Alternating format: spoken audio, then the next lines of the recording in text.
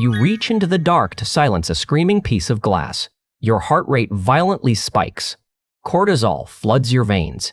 You do this every single morning, accepting this daily biological panic attack as a totally normal part of adulthood. But that alarm clock on your nightstand has a dark history you were never told. It isn't just an annoying convenience. It is the surviving artifact of a centuries-long war to break natural human biology and replace it with industrial efficiency. So how did a machine designed to shock your nervous system quietly take over your bedroom? To understand why, you have to go back to a world before clocks ruled the mind. Before the 1800s, time was incredibly fluid. It was local. It was tied entirely to the rotation of the planet. Your body operated on a circadian rhythm naturally synced to the sun. Deep inside your brain is a tiny cluster of cells called the suprachiasmatic nucleus.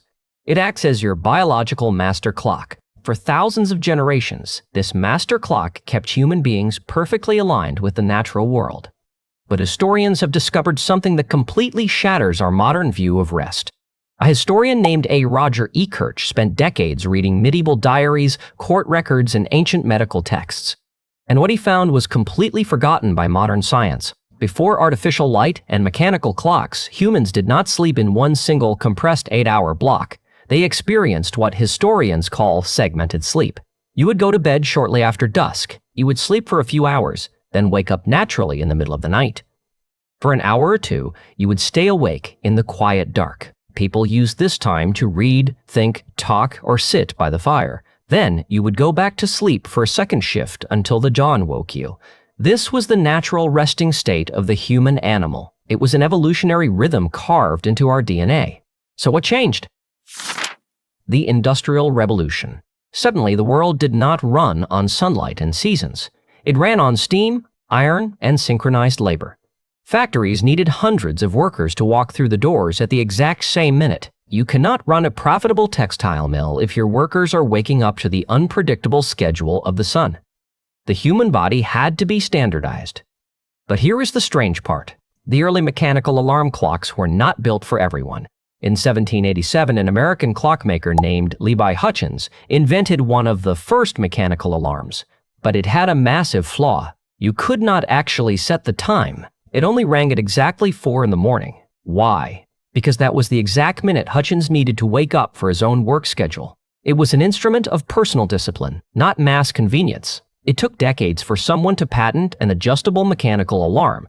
The French inventor Antoine Redier finally did it in 1847. But early clocks were expensive, fragile luxury items. The working-class people who desperately needed to be at the factory on time could not afford them. And this is where the story turns incredibly weird. Because before machines woke us up, we paid humans to do it. Imagine waking up in the freezing, damp air of industrial London in the 1880s. It is 4:30 in the morning. Outside your second-story window, a figure steps out of the heavy fog. It is a knocker-upper, a professional human alarm clock. She takes a deep breath, raises a long bamboo stick to her mouth, and shoots a dried pea at your glass window. It hits with a sharp crack.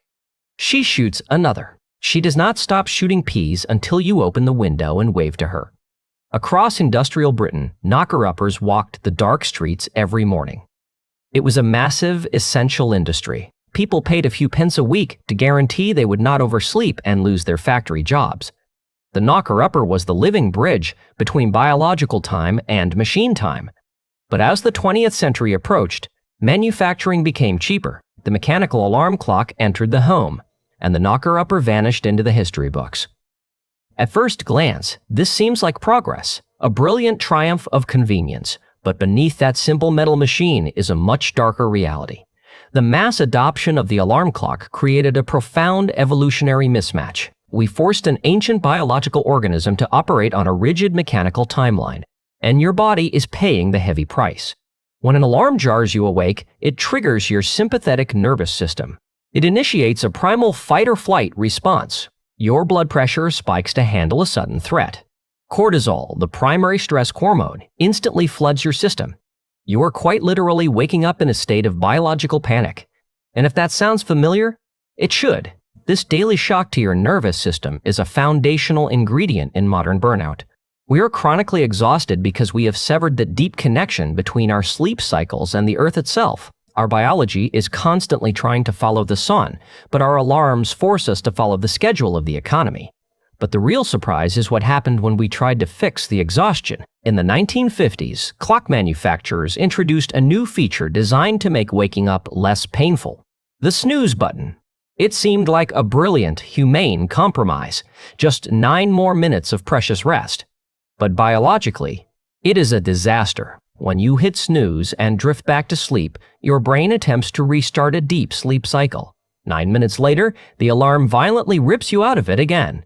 This creates a state known as sleep inertia, a deep, heavy grogginess that can impair your cognitive function for hours. The very tool designed to give you more rest is actually making you exponentially more exhausted. So by the time this story reaches your life today, the alarm clock is no longer a brass bell. It is a sleek, digital application inside your smartphone, the exact same device that delivers your emails, news, and social validation. It tracks your movements. It monitors your heart rate. But its primary function remains exactly the same as it was in the factory towns of the 19th century. It is a tool of compliance. The room is silent. The glowing glass begins to scream. Your heart rate violently spikes. Adrenaline floods your bloodstream. You reach out in the dark and slam your hand against the glass to make it stop. You are finally awake. But you are not waking up for yourself.